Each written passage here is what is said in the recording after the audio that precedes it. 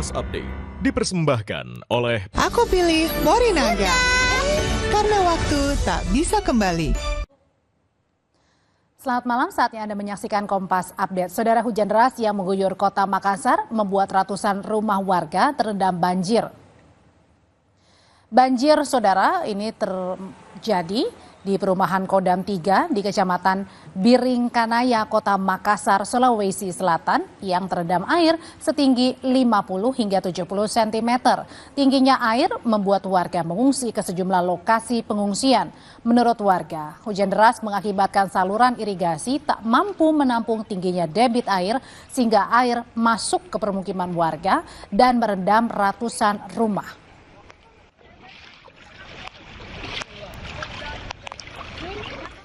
Demikian Kompas Update pukul 19 waktu Indonesia Barat. Sapa Indonesia malam akhir pekan akan kami lanjutkan kembali untuk Anda. Kompas Update dipersembahkan oleh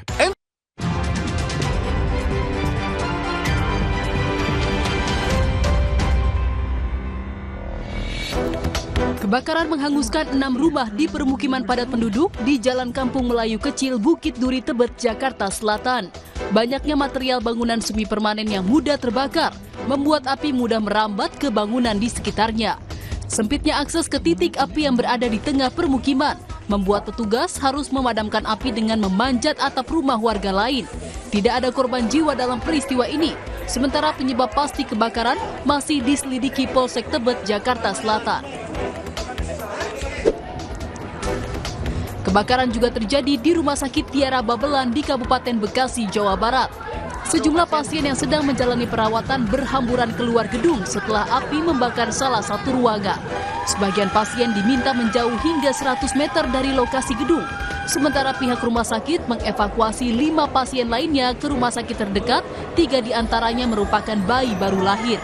2 unit mobil pemadam kebakaran diterjunkan ke lokasi untuk memadamkan api. Tidak ada korban jiwa akibat kebakaran ini. Belum diketahui penyebab pasti kebakaran, namun diduga kebakaran dipicu akibat hubungan arus pendek listrik di salah satu ruangan rumah sakit Tiara Babelan. Banjir bandang menerjang permukiman warga di Maros, Sulawesi Selatan. Banjir terjadi setelah wilayah tersebut diguyur hujan dengan intensitas tinggi dalam beberapa hari.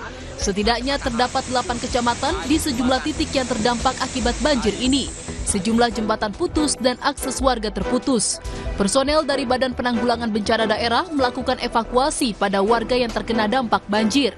Hingga saat ini belum diketahui adanya korban jiwa akibat banjir ini.